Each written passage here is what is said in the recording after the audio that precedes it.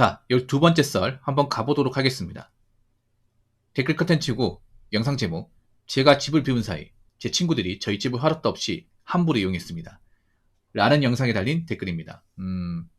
여러분 집을 누군가 허락도 안 받고 마음대로 이용한다 생각하면 어떤 생각 들 것 같습니까? 꼭지가 돌지 않습니까? 그러니까 우리 집이 아닌 사람이 누가 우리 집 비밀번호를 누르고 들어와서 우리 집 물건을 함부로 이용한다. 우리 집 뭐 공간을 함부로 쓴다 이러면 어떨 것 같아요? 당장 가서 쫓아 보낼 것 같지 않습니까? 그렇지 않습니까? 이거 좋아할 사람도 있나? 아무리 친했던 사람이라 하더라도.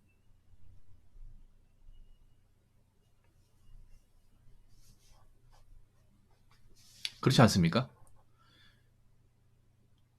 근데 이런 경험을 하신 분도 있어요, 여러분. 이런 경험을.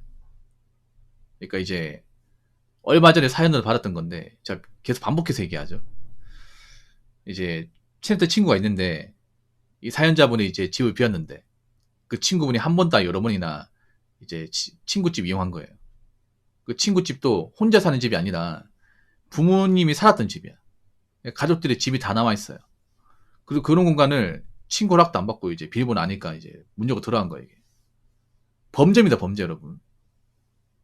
범죄예요. 누가 봐도 맨백기 주거침입니다. 그 주거침으로 신고당할 할 말 없습니다, 그거는. 그리고 거기서 남의 물건 건드리고 하면 절도죄 될 수 있습니다. 거기서 남의 물건 안 걸었다는 보장이 어디 있습니까? 주인도 없는데 맞잖아요. 여러분 한번 생각해봐. 누가 들어와가지고 내 우리 집에 서랍이나 이제 내 개인정보 같은 거 있죠.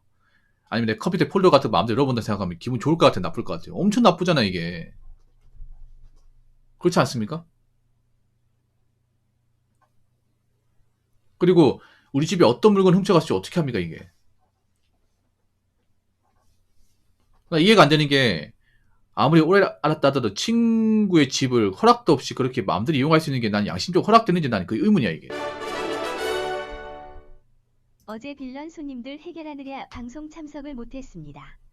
이제서 도래합니다. 네, 고맙습니다. 6.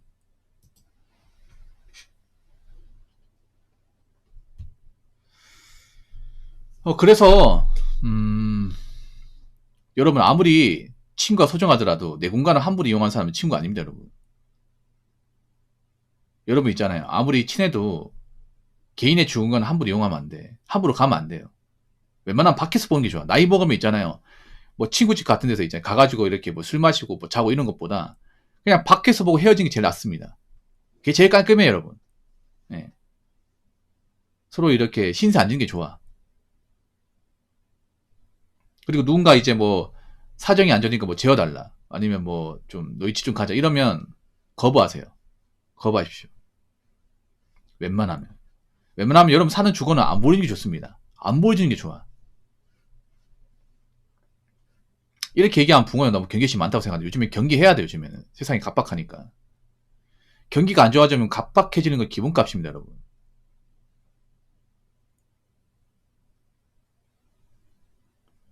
요즘에는 괜히 그런 거 자기 집 보여줬다가 좀 험한 꼴 당하는 사이도 좀 있기 때문에 조심하세요. 특히 여자분들 더 하면 안 돼. 여자분들은.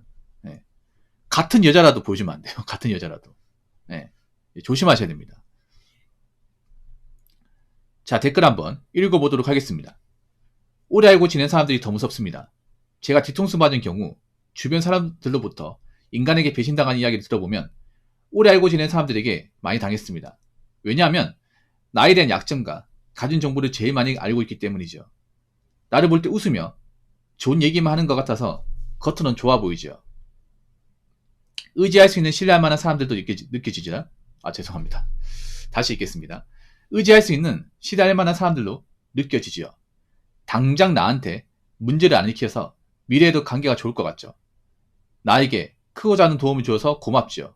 하지만 사실 오래 알고 지낸 사람들이 뒤에서 내 이용을 더 많이 봅니다. 그리고 어떻게 나를 이용할지, 내가 가진 것을 어떻게 빼앗아갈지 머릿속에서 항상 계산하고 있죠. 나에게 얻을 것 없으면 다 떠납니다. 물론 극소수의 경우에서 아닐 수도 있지만 상당수 그러합니다. 이건 당사자인 개개인도 마찬가지지요. 이런 안 좋은 경험들은 추후에 사람들을 더 경계하게 만들고 신뢰할 수 없게 만듭니다. 나중에는 마음과 정신의 병도 되죠.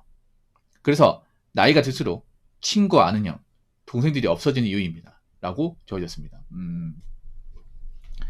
첫 번째 문장이 정말 시사하는 바가 크죠. 오래 알고 지낸 사람이 더 무섭다.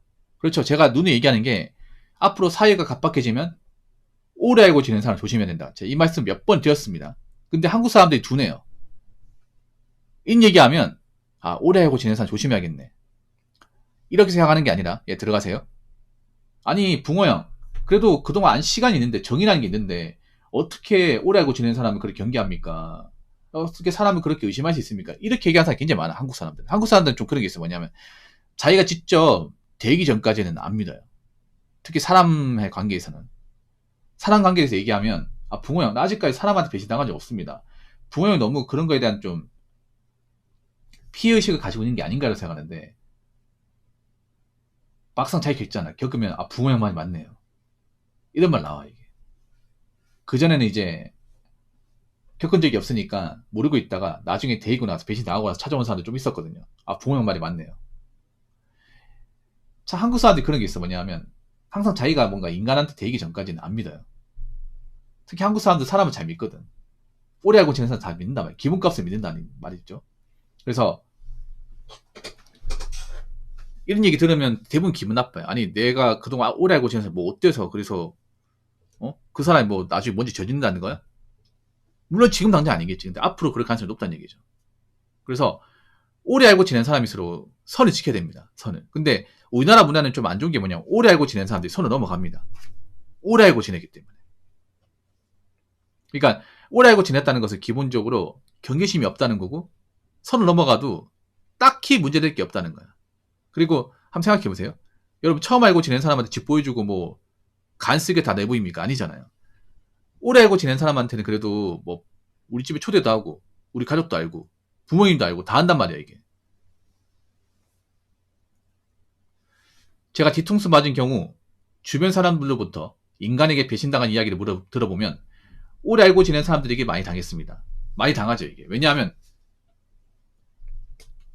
한국 사람들은 기본적으로 오래 알고 지낸 사람한테 의심은 안 합니다. 기본적으로 믿어요. 왜냐? 익히 오래 알고 지내기 때문에. 왜냐하면 한국 사람은 그런 게 있어요. 오래 알고 지낼수록 신뢰가 두터워진다.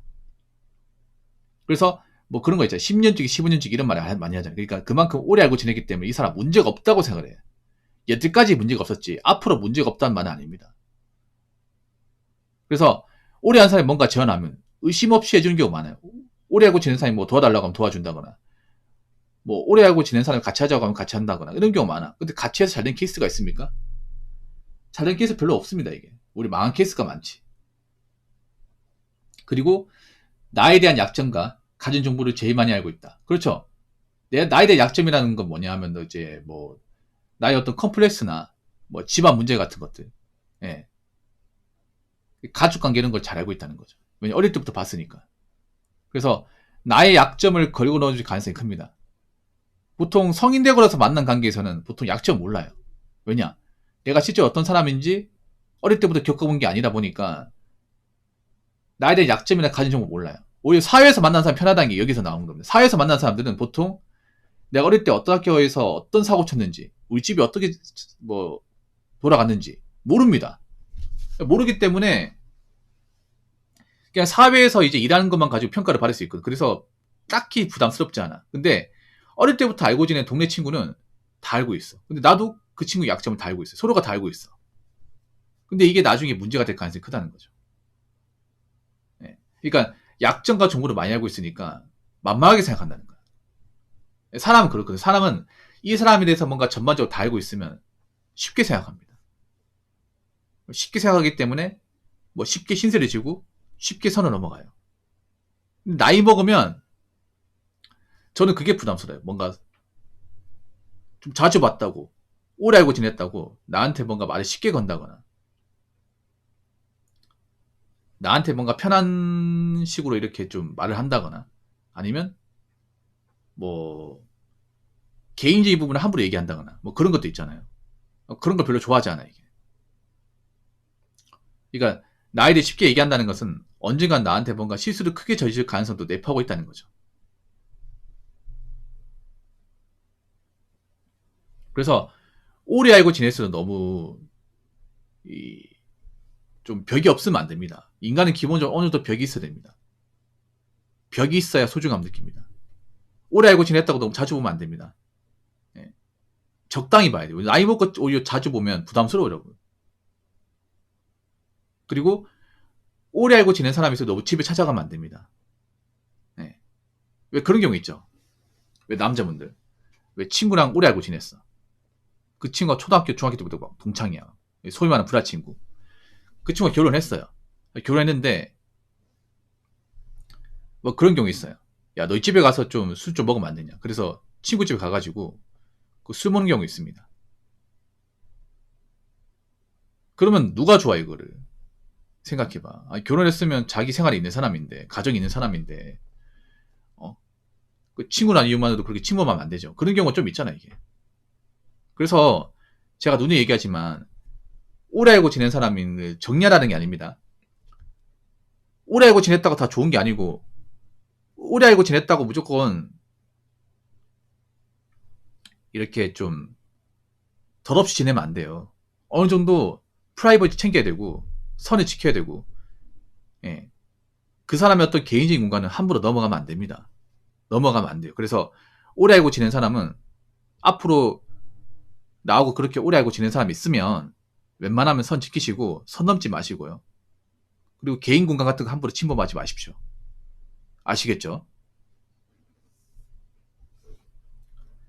자, 이상으로 12번째 썰 마치도록 하겠습니다.